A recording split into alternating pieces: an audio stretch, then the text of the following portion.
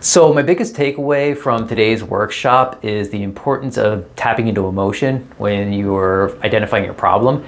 And we had a driveway clean in our workshop today. He used a pressure washer, and he talked about the guilt that people feel when they have mildew and grossness on their driveway and on their sidewalks.